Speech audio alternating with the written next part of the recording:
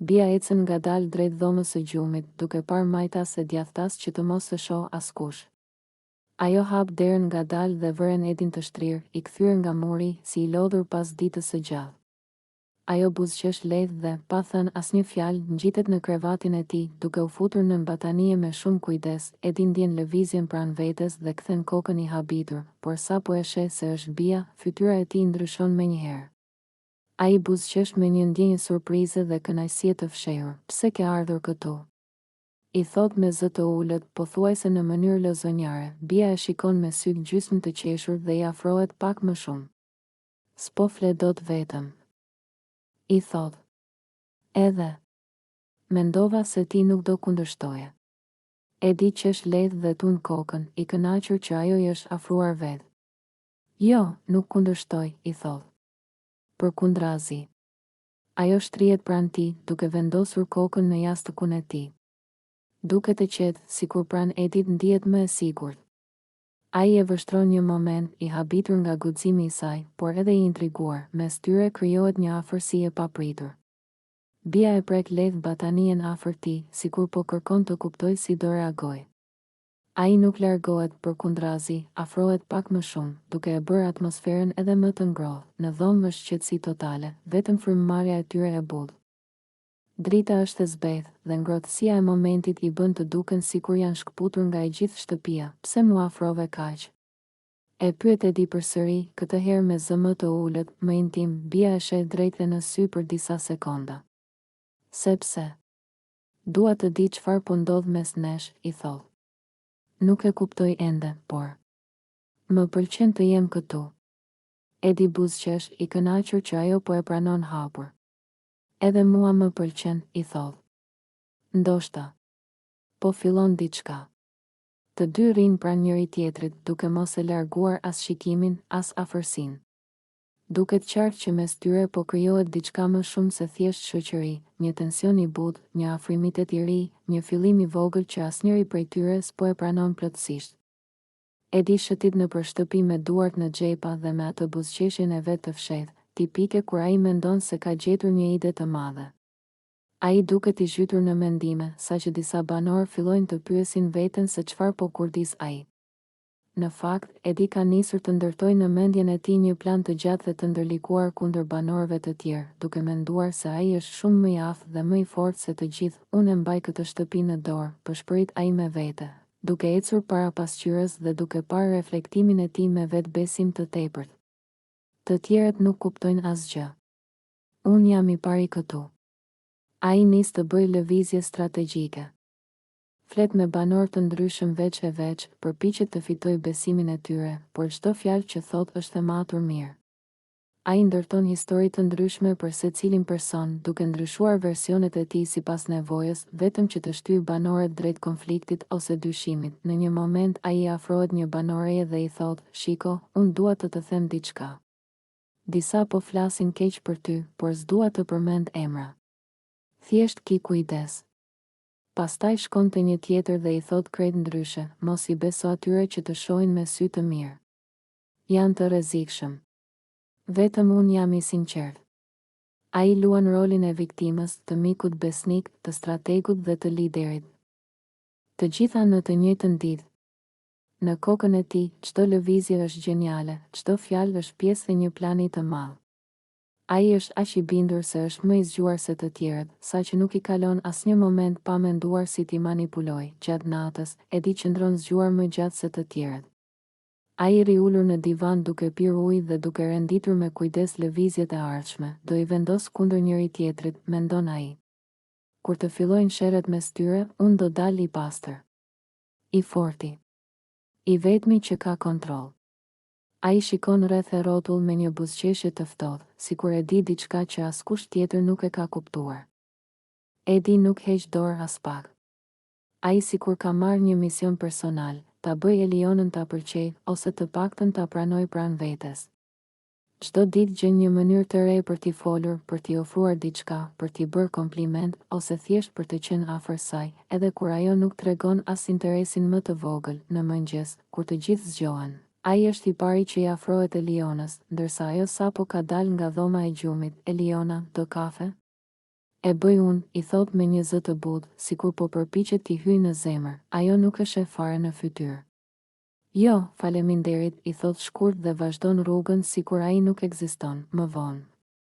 Kur ajo ulet në divan për të pushuar, Edi ulet pranë saj, shpesh shumë pranë, por ajo ngrihet menjëherë dhe largohet pa thënë asgjë.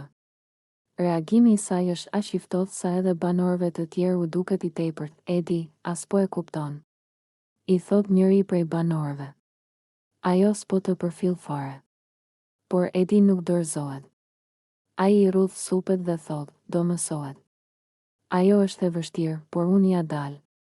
Pas dite, gjatë një bisede që ajo ka me disa vajza të shtëpisë, ai futet mes tyre për të marrë vëmendjen e saj, por ajo e sheh me një shikim të akull dhe i thot, Edi, nuk dua të flas me ty të lutem, mos më ndërprit. Ai ngrim për një moment, por pastaj tenton të qesh sikur nuk i bëri përshtypje. Po mirë, më vonë atëherë, thot, ndërkohë që vajzat e tjera nuk e fshehin dot Habin në darkë, teksa Eliona po mblidh të gjërat e saj nga tavolina. Edi i afrohet përsëri, Eliona, pse po sillesh kështu me mua? Jam munduar të jemi mirë me ty, ajo ndalon, e sheh drejtë në sy dhe i thot shumë qartë, Edi, nuk të pëlqej. As pak. As si djalë, as si shok i afërt. Nuk dua të më ndjekësh, nuk dua të më flasësh gjithë kohës, nuk dua as këtë vëmendje që më jep. Të lutem, kuptoj një herë këtë. Por ai përsëri nuk dorëzohet. Do ndryshosh mendim, i thot me një buzëqeshje të vogël dhe kokfort. Sikur gjithë refuzimet e saj nuk kanë asnjë peshë. Eliona nuk duron më. Ajo ecën me hapa të shpejt drejt Edit, që po rriqet në divan, sikur gjithë situatat e fundit nuk kanë rëndësi. Por këtë herë, Eliona nuk e lë fare të shpëtoj. Edi, tani do më dëgjosh, thot ajo me një ton të prerë, duke i qëndruar përballë. Fytyra e saj është e acaruar, sytë të mbushur me lodhje dhe nerva të mbledhura prej ditësh. Të gjithë banorët që janë afër ndalojnë së foluri, sepse e kuptojnë që kjo s'është një debat i zakonshëm. Edi ngre vetullat, i habitur. Pse je kështu? Çfarë kam bërë tani? Eliona e afron dorën drejt tij me një lëvizje të nervozuar, sikur po i tregon të mos flas. Mjaft. Edi. Më ke lodhur. Më ke ndjekur çdo hap. Dhe tani po të them gjithçka që kam mbajtur brenda. Ajo merr frym thellë dhe fillon t'ia plas të gjitha në fytyrë, njëra pas tjetrës, pa hezitim, je arrogant. Shumë arrogant. Dhe nuk di të ndalesh.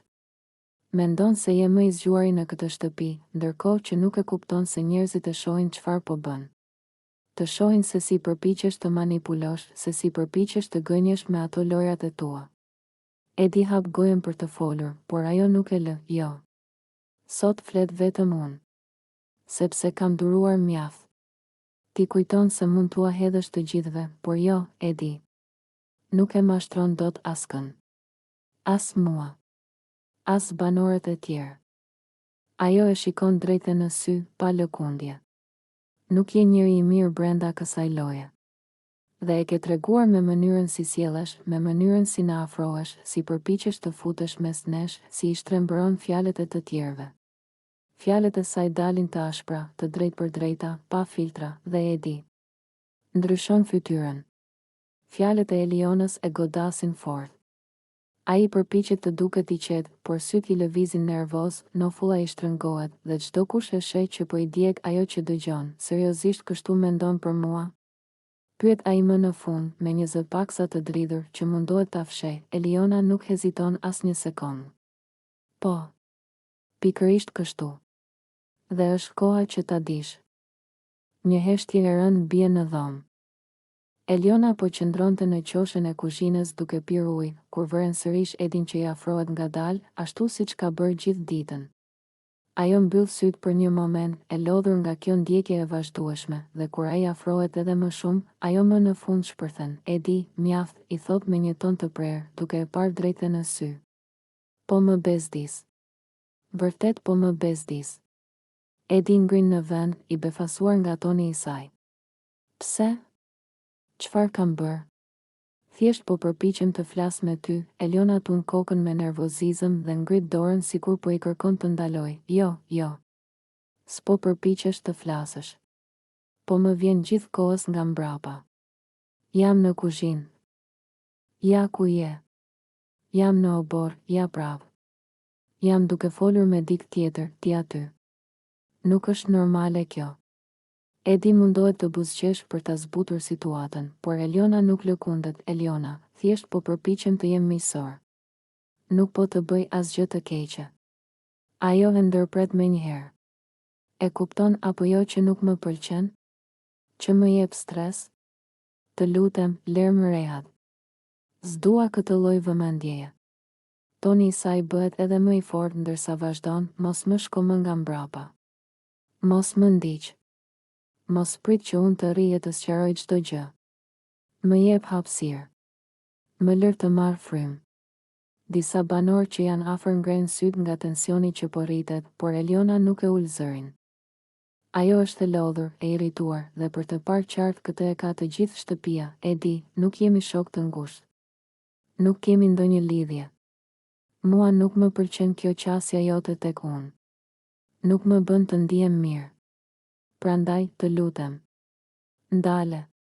Edi mbetet i heshtur për disa sekonda, duke mos ditur si të reagoj. Ai duket i lënduar, por Eliona nuk tërhiqet. Ajo merr çantën e saj të vogël, e hedh mbi shpatull dhe largohet pa e parë më. Teksa largon hap pas hapi, ajo mërmërit në zë, më duhet qetësi. Jo dikush që më rri si hi gjithë ditën. Dhe kështu, e gjithë shtëpia kupton qartë. Eliona është e bezdisur, e lodhur, dhe nuk ka ndërmend të toleroj asnjë ndjekje tjetër nga Edi. Edi i shkon pas Elionës nëpër korridoret e shtëpisë, duke bërë sikur po kërkon diçka tjetër, por në të vërtetë syt i ka vetëm tek ajo.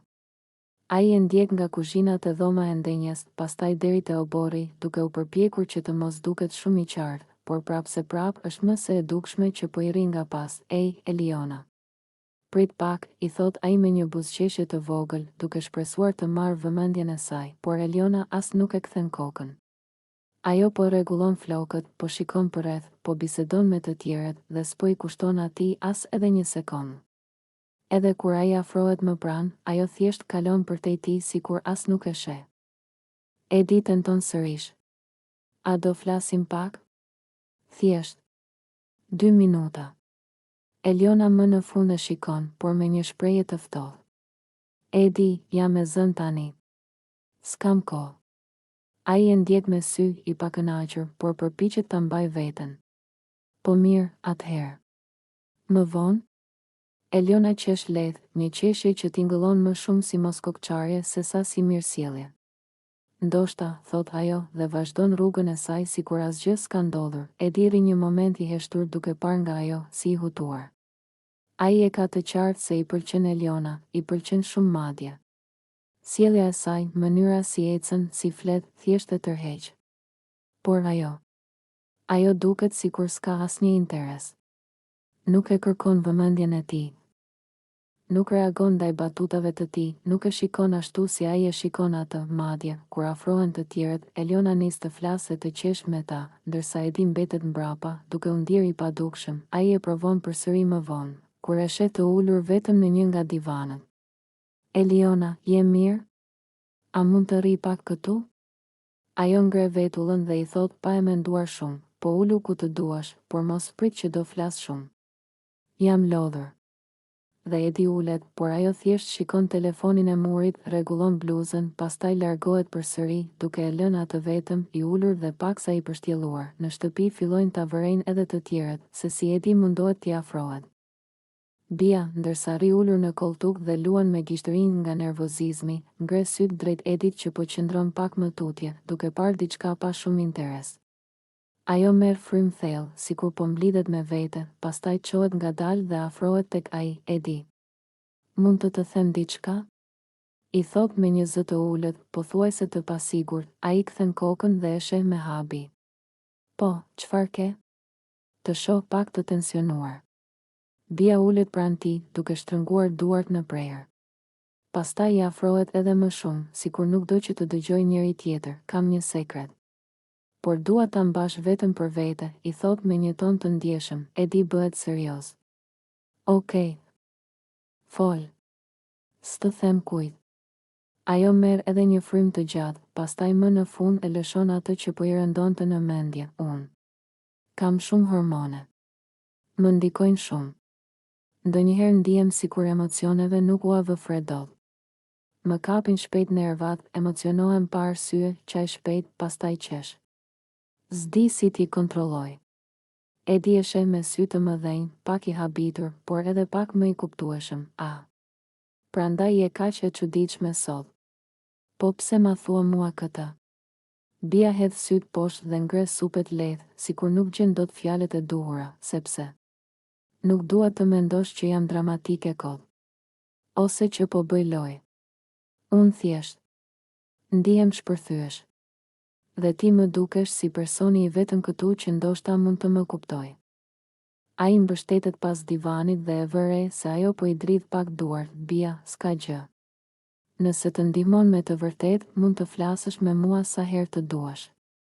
Ajo ngrit kokën ngadalë dhe e shikon drejtë në sy, me një ndjenjë lehtësimi të papritur. Faleminderit. Se vërtet s'po I përballoj dot ditët e fundit. Thjesht doja të flisja me dikë. E ditun kokën dhe buzëqesh lehtë, e mirë ke bërë që më the. Si e vetëm, okej? Bia merr frym më lirshëm, sikur më në fund e ka hequr një peshk nga shpina. Ajo e ndjen që në atë moment është hapur më shumë se zakonisht, dhe kjo e bën të ndihet më e prekshme, por edhe më e qetë.